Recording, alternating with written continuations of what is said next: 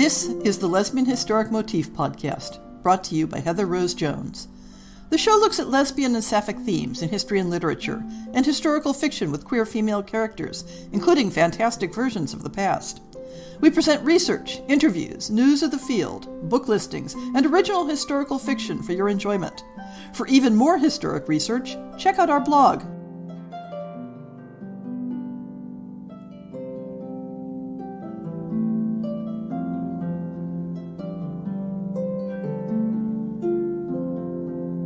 Welcome to On the Shelf for January 2024. While writing up the script and notes for this episode, I kept having to correct the year, so I guess I'm not quite ready for this. What I am ready for is receiving submissions for the 2024 fiction series. If you're listening to this at any time close to the release date, then you still have most of the month of January to submit a story. Heck, if you're motivated, you have time to brainstorm, write, revise, and then submit. Since I'm recording this episode late in December, I'm still at the point of worrying about getting enough good submissions. I always do, but I always worry about it. Given the timing, I won't have decisions made and contracts signed in time to announce the acceptances in the February On the Shelf episode, so check the blog for updates. It's quite possible that this may be the last year I run the fiction series. There are a number of factors I consider each year when I make that yes-no decision. The enthusiasm of the submissions, whether the fiction shows get a good listener response, either in terms of download numbers or in terms of audience feedback. But the factor that will change in 2025 is that I'll be retiring and will be making a number of decisions about controlling expenses. I don't expect the show to pay for itself in any meaningful way. It's a labor of love, and I want to keep it that way. But royalties and narrator fees are a big line item expense that may need to be reevaluated. That said, I've gotten a lot of personal satisfaction out of publishing sapphic historical short stories on the show and encouraging authors in the field in a very concrete way. So a lot will depend on how the books balance on both the monetary and satisfaction scales. The blog didn't see any new books or articles in December, even though I read several things that will be written up eventually. My day job has been really hectic, which means that my allegedly free time gets squeezed. See my previous comment about upcoming retirement. I love my job, but I'm eager to see the end of it. I did fit in another session of downloading articles from JSTOR at the UC Berkeley Library, so in theory I have enough material for the next year just from that source. Maybe one of my New Year's resolutions will be returning to a schedule of at least one publication per week on the blog, rather than the boom and bust schedule I've been managing recently. If you have favorite topics that you'd love to see prioritized, drop me a note, either in comments on the blog or in social media. I'll probably have publications on almost any subject you're interested in. For that matter, if you ever have ideas for a podcast topic, I've done a number of shows in the past that were inspired by a listener asking a specific question. I've been trying to intersperse the trope shows with other content to keep things varied. I'd love to know what you would find interesting. I had meant to get caught up with my pending interviews this month, at least caught up with recording them, but spacing out their release. It didn't happen. For reasons peculiar to how my brain works, interview scheduling is one of the hardest parts of this job. Don't despair, there will be interviews, eventually. But let's move on to what has become the meat of the On the Shelf episodes, the new book listings. Things are very clustered in the Regency to Victorian era this month, with a scattering of later settings. We start out with a topic near and dear to my heart, Jane Austen retellings. In The Lady's Wager by Olivia Hampton, Mary Bennet from Pride and Prejudice gets a chance to break out of her shell. Mary Bennet is in London to try to sell the novels and the conduct book she has secretly written over the last few years. She has to sell them. The threat of being left penniless by her father's death grows larger every single day, and Mary cannot stand the idea of being dependent upon her family. The family who doesn't seem to see her as a real and valuable person. Then she meets Miss Gemma Hart, a former governess with a beautiful face and a gift for music. Not to mention, Gemma has a habit of making Mary's heart sing. Gemma's got a past filled with painful memories.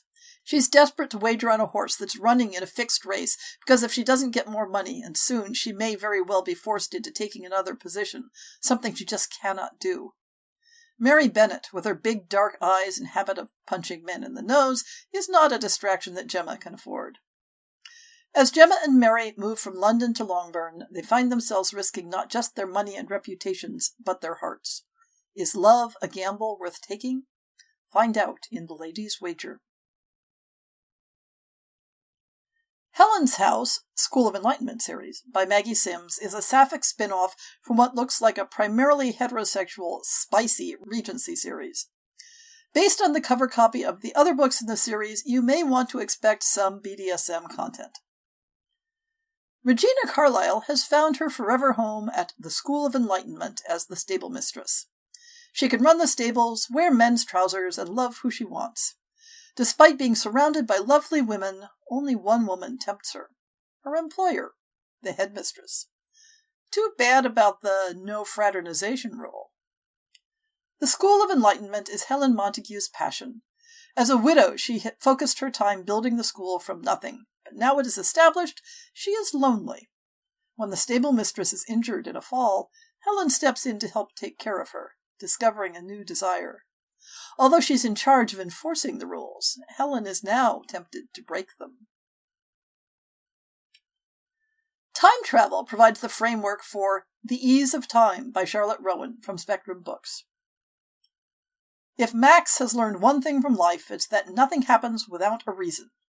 Though the reason why she was transported from 21st century East London to the English countryside in 1813 might be a little difficult to comprehend. But inexplicably, it's the reality she finds herself in after an encounter with a mysterious portrait. And so what if she meets a family that makes her feel like she belongs? What if, to return to her own time, she has to trust a woman who could be more than she seems at first glance? It's not like Max was meant to stay, right? Jane Walsh's Spinsters of Inverleigh series from Bold Strokes Books has a third installment in The Secret Duchess. When the Duke of Stanmere's will reveals a nasty secret, London society is shocked, and so is his widow, Joan.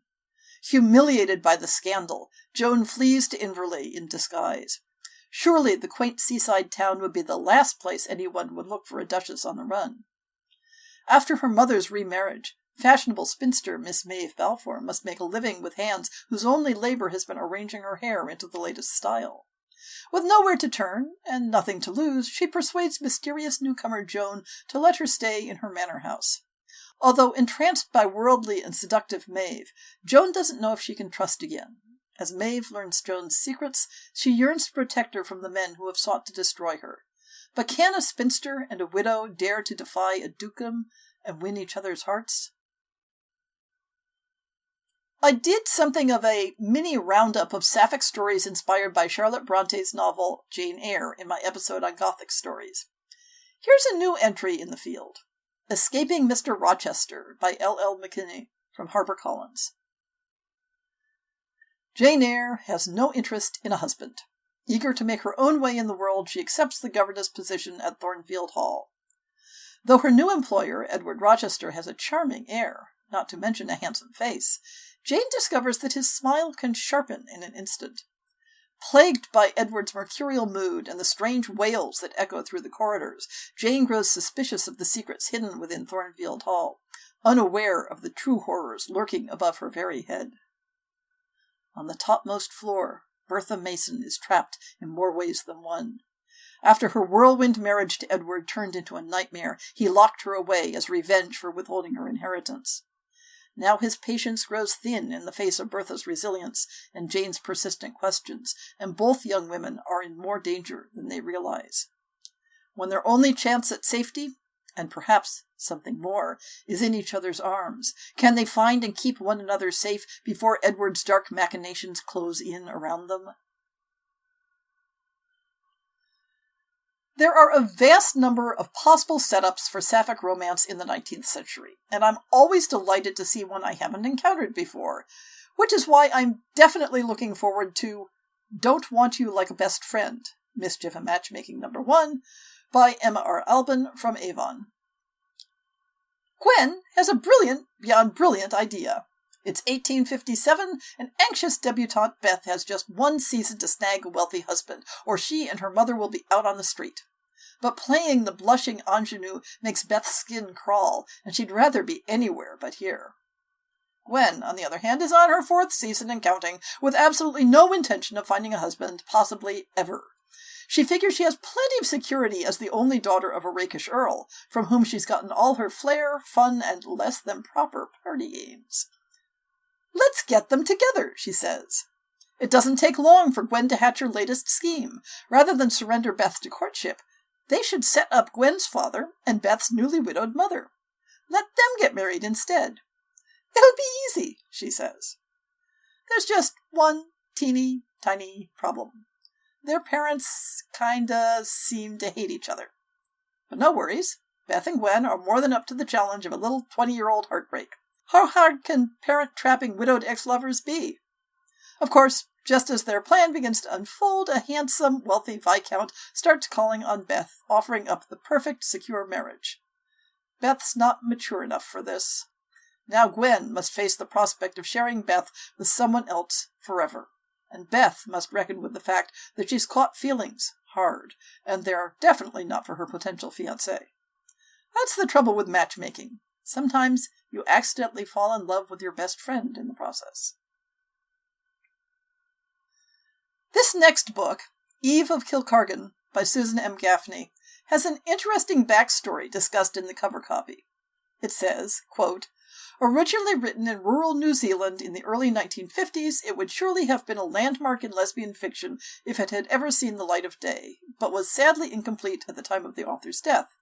The story of her brief and troubled life and her only novel's 70-year journey to publication reads like a work of fiction in itself, with the manuscript believed lost in a fire until the 1990s, and finally completed in a posthumous collaboration between aunt and grandniece 7 decades after its inception."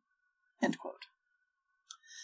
It isn't clear to me whether the credited author is the original writer or the grandniece indicated as having completed the work. I'd also be curious to know more about what aspects are the recent completion and which were original. Alas, I can't seem to find the author on social media, or I might seek the answers to some of these questions. In 1919, Clara Bridewell, a widow of the Great War, receives an invitation to stay with her well-to-do aunt in the Irish countryside to provide a stabilizing influence on her unruly young cousin Eve. Upon arriving, she discovers that the family are destitute, and their sprawling country house is virtually a ruin. Clara soon finds herself embroiled in her aunt's scheme to marry Eve to a wealthy young aristocrat in order to save the family home. But the romantic feelings she develops for her cousin and the Irish struggle for independence from Britain threaten to derail their plans. As usual, the 2 world wars provide gravity wells for stories set in the first half of the 20th century, for reasons explained in the cover copy for Don't Stop Me Now, Forbidden Love in Wartime by Rue Bannister. Imagine if all the men in Britain suddenly disappeared. Imagine there was no clue as to when they might return. Imagine a world where the women were suddenly called upon to do the jobs that men have dominated for decades, if not centuries. At the outbreak of World War II, that is exactly what happened. The men were gradually all called to war, while the women were encouraged to go to the factory gates, the farms, the military, anywhere they could be of service to their country. Gladly they went, while their men were off fighting. The gals did their part to keep the country going. But what of love? What of romance? Meet Stella, a boyish young daughter of an Irish couple settled in London. Raised on the streets of London, Stella grew up in fistfights with boys in the neighborhood, wishing she had been born a boy and feeling out of place in her time and space. At the outbreak of war, her older brother Derek was first in line to sign up for army duty. Now she feels, too, she must serve her country as bravely as her brother. Off to the factory she goes, meeting new friends and finding independence for the first time in her life, a whole new world in war. And then in walks Callie, a beautiful redhead with almond-shaped eyes and a cheeky grin. Stella is instantly speechless, on edge and awkward whenever she encounters Callie at the factory. What on earth are all these squiggly, tummy, burning face, tongue-tied feelings all about? What is she to do about them? The two women encounter love in the most trying of circumstances, in a world at war with itself. How will this world treat this new love in an era when same-sex relationships are still so very taboo, illegal even? Certainly not what Stella was raised to believe in or consider as a life choice. But how to resist this angelic, confident, and brazenly attractive young woman? In the first part of their story, Stella and Callie struggle to battle through this new land of confusion and unspoken expectations. With no one to confide in, who do the women find the right path through life in London, and then the Lakes, and later still farther afield? Will they ever find a moment in time to stand together honestly and truly? Or will their discovery of love, sex, and relationships in the midst of global chaos be torn apart by circumstance? You Stumble, I Fall, Generations of Love #1, by Christine Collins from Painted Hearts Publishing, falls into that awkward zone of, is it historical fiction if I was alive then? But I suppose that's an unfair standard the older I get. 1961, summer. At 19, Louise is oblivious to her attraction to women and a novice in matters of love. Living in the heart of the English countryside, she loves horses and spends her days looking after a feisty pony that needs schooling. Louise dreams of a career in medicine, but her studies have been put on hold after the sudden death of her father.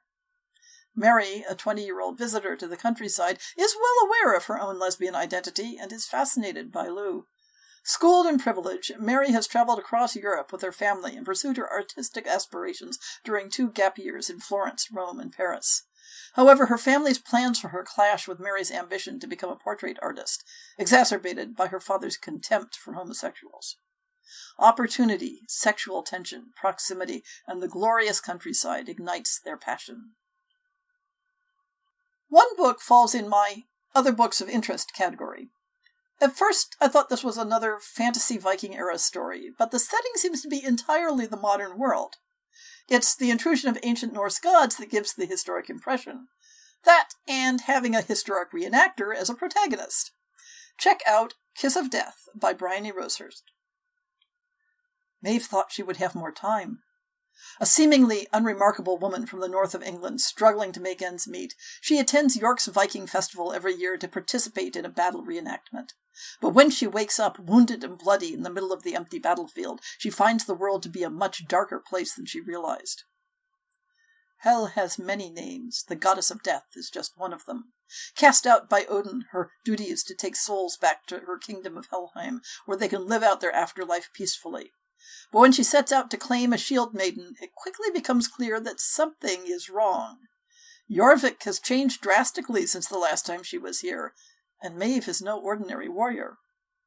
As the storm rages, they find themselves unable to get back to the gates of hell and must question if the universe has other plans for them, plans that might have something to do with the volcanic eruption happening not far from Hell's home.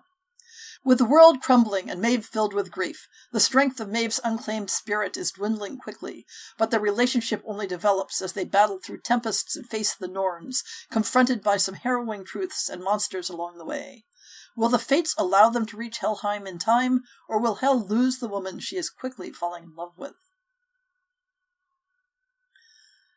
I'll finish up the new release listings by taking a bit of license in mentioning a new French translation of an existing book, because, you see, it's L'Héritière des Secrets, the first translated edition of my debut novel, Daughter of Mystery. The translator is Anne Benedict Damon, and it's published by Homo Romance Editions. I'll include the French-language cover copy in the show transcript. I am totally over the moon to have this book translated, and am grateful to Anne for her interest in pursuing the project. And what have I been reading in the past month? Once again, it's been all audiobooks. First up is Emma Donohue's Learned by Heart, a novelization of the schoolgirl romance between Anne Lister and Eliza Raine. As they say, there are no spoilers in history, and the sweet love story spun out in Donohue's always elegant prose is inevitably tragic, with its hints of the story that might have happened.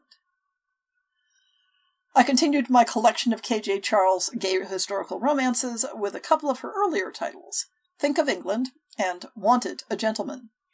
Both of them involve characters with marginalized ethnicities, Jewish in the first case and black in the second case, with a rather harshly unflinching look at the realistic prejudices of the times.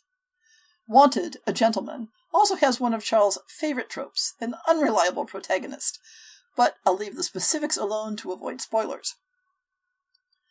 I listened to a historic mystery, Death Below Stairs, by Jennifer Ashley, as an introduction before reading a spin-off novella that features a sapphic couple in Victorian London.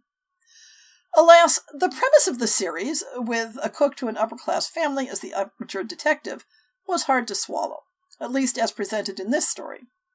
The protagonist spent so much time running around investigating, it's impossible that she wouldn't have been sacked the second day on the job. Other than the spin-off, I'm not likely to continue following the series, but I have hopes to enjoy that one when I find time to read it in print. I hope you've all been finding books you've enjoyed, whether historical or not. I hope to post a blog about some of my favorites from this year. Who knows? Maybe I'll even make the time to get caught up on reviews.